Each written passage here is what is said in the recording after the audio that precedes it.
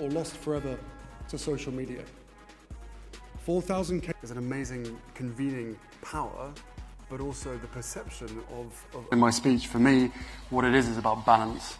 And if I have to do that, not a decision that I... Hold on, because this one's about to get messy. New York, cameras everywhere. Harry and Meghan stepping out, doing their usual "we've got this" thing for the photographers. But something just felt off the second they appeared. You could feel it. That weird, heavy energy that doesn't match the smiles. Harry's jaw, locked tight, his whole body, stiff like a statue. And Meghan, oh, she's smiling like her life depends on it.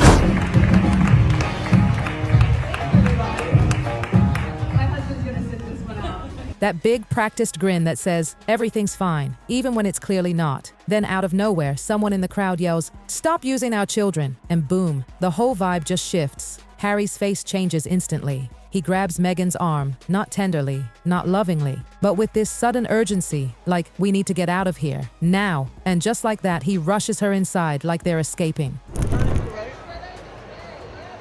All the way right. You got both of you right here.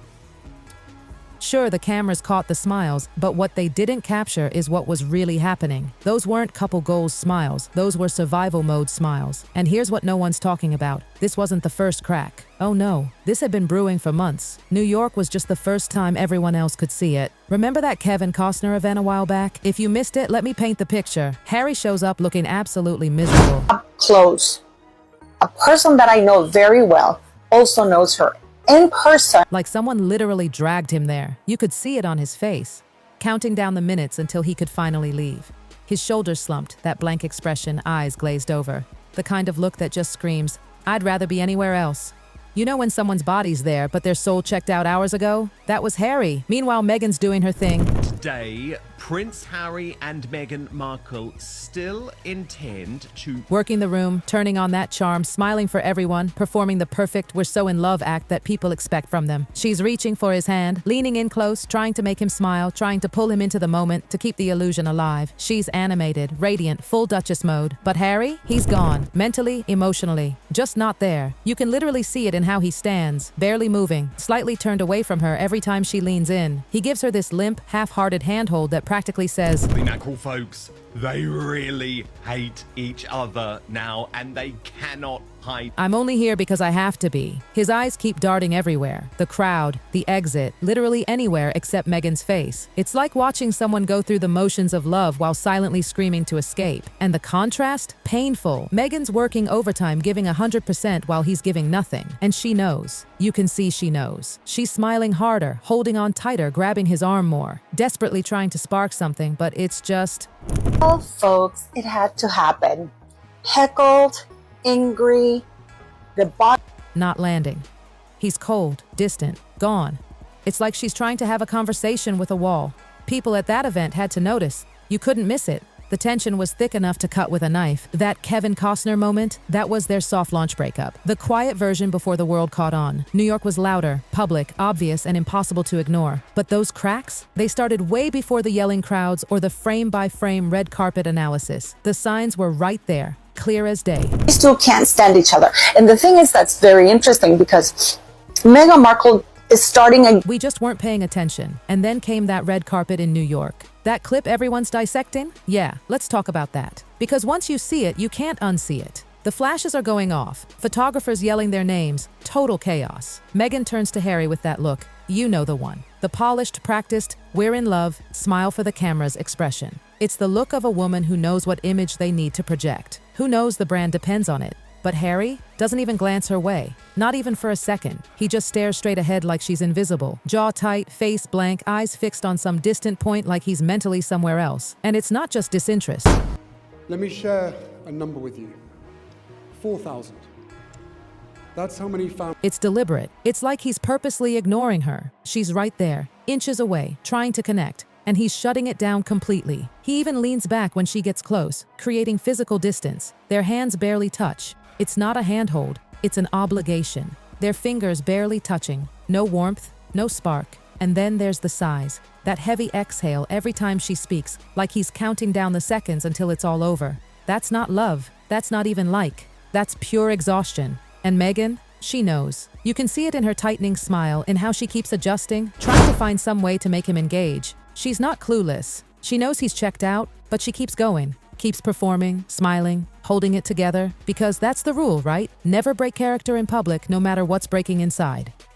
It's like watching two strangers forced to act like lovers for a crowd that still believes in the fairy tale. Except they're not strangers, they're married, have kids, an empire. And yet standing there, you'd never know it. That distance between them, it's not just physical, it's emotional. Everyone watching could feel it. And that brings us to Paris Fashion Week. September. Meghan's supposed big comeback. The world's watching. Her return to the spotlight. But here's where it gets interesting. That designer outfit she wore? Borrowed. Not gifted. And if you know fashion, you know that speaks volumes. In that world, being gifted means brands want you. Borrowing means your stock has dropped. They're not sure you're worth it anymore. And trust me, that little distinction says everything. But forget the outfit. That wasn't the real story. What happened next? That's what broke things between them. Meghan's team filmed content in the Pont de l'Alma tunnel in Paris. Yes, that tunnel, the same one where Princess Diana died in 1997. She's there, scarf wrapped elegantly, looking all soft and reflective. Cinematic, emotional, intentional. Later, Meghan claimed she didn't realize where she was filming, didn't know the significance of the spot, but come on. We all know she studied Diana's life like a textbook. She knew, she had to know. This wasn't some tourist moment, this was deliberate. To Meghan, it was symbolic, emotional, maybe even poetic, a tribute to Diana's legacy. But to Harry? Oh no, this wasn't art.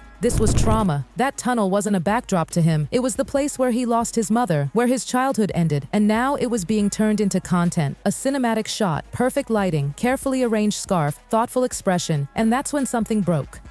Paris wasn't just another trip. It was the moment Harry realized Meghan would cross lines he thought were sacred. That was the day the emotional distance became permanent. When he saw that footage, everything came out. Years of frustration, boundaries pushed, the silence he'd held onto for so long, all of it erupted. He wanted answers. How could she film there? How could she use that place, his mother's place, as part of her image? That tunnel wasn't just a location, it was the night everything changed. When he was just 12, that tunnel destroyed his world. And now, it was being turned into a moment, a piece of content. When he confronted her, she shrugged it off with 4 words, "It's not that deep." 4 words that shattered him. To her, it was just content, art, symbolism, aesthetic. But to him, that was sacred ground, something you just don't touch, ever. Some things are off limits. Harry thought she understood that. He'd defended her for years, against his family, the tabloids, the world. He'd given up everything to stand beside her. But this time, he couldn't defend what she did, not even to himself. Watch closely and notice the small details that so many people missed when Harry and Meghan showed up at that New York ceremony. Because honestly, how do you even begin to explain something like this? How do you explain the woman you love turning your deepest pain into content, into lighting setups, camera angles, and perfect poses? You can't. You just can't. And that's exactly what made this fight different. It wasn't like the others. Not the usual press drama, not family tension. This was deeper, rawer. After all the yelling and tears and you just don't get it, something inside Harry just broke. He went quiet, completely, hauntingly quiet. He stopped arguing, stopped explaining why it hurt, stopped trying to make her understand. It's like he's counting the seconds until he can finally breathe again. Meanwhile, Meghan's still performing, always on. Perfect posture, perfect smile, adjusting her angle to make sure every shot lands just right. There's this determination in her face, almost like she's willing this whole thing to work by sheer force. Like if she smiles bright enough, if she works hard enough, maybe no one will notice that it's all unraveling. The contrast between them is unreal. She's engaged, animated, invested. He's there, but not really there. He answers questions with one-word responses. She laughs louder, gestures wider, does all the heavy lifting for the cameras. You can't just dismantle something that big overnight. They've got projects in motion, partnerships depending on them, entire teams paid to keep the illusion alive. PR, management, brand strategists, all of them counting on Harry and Meghan existing as a unit. So they keep showing up, keep smiling, keep pretending. Because walking away now doesn't just mean ending a relationship, it means pulling the plug on an empire. And when you really think about it, that's what makes it tragic. They can't just post a breakup statement and move on. Too many eyes are watching, too much money's on the line. So instead, they'll do what power couples always do when the fairy tale fades. The slow fade. Fewer joint appearances, longer breaks between public outings, more solo projects. People will start noticing. First quietly, then loudly. She's been doing a lot on her own lately. Harry wasn't there this time. At first it'll sound like scheduling conflicts, then the excuses will stop making sense. Until one day someone will realize they haven't been seen together in months. And Harry? He'll disappear quietly, not with bitterness, not even anger, just exhaustion. He'll retreat somewhere far from cameras, somewhere he can finally breathe without performing, away from the noise, the scrutiny, the stage lights, somewhere he can just be Harry. It's crazy to think how it all started. A love story that broke royal tradition, the prince who walked away for love, the actress who became a duchess. They changed everything. They defied the crown, the tabloids, the expectations, and now they're just two people trying to survive the fallout of their own fairy tale, because that's what happens when the image outgrows the intimacy. The performance becomes the relationship. The marriage becomes maintenance. And slowly, the love that once burned so bright just burns out. No explosion, no betrayal, just emptiness. Every smile, every grip, every public word now feels like a line from a script neither of them believes in anymore. The chemistry that once made people believe they were different, gone, completely extinguished. What's left is two exhausted people holding on to something that looks like love from the outside but feels like obligation on the inside. The saddest part? You can tell they know it too. They're performing a relationship that doesn't exist anymore because ending it would cost too much. That's not romance, that's survival. Some couples end with fireworks, others fade with silence. This one? It's the slow, painful kind. The fights stop, the laughter stops, the connection fades, until all that's left is the routine. Appearances, photo ops, handholds for the cameras, and when you look at them now you can see it, that heavy quietness between them. The spark's gone, the story's ending, not with betrayal or scandal, but with two people finally realizing that sometimes love just isn't enough to save what they built. Maybe it never was. So, what do you think? Are we witnessing the final act of this royal saga? Or is there still one more twist to come?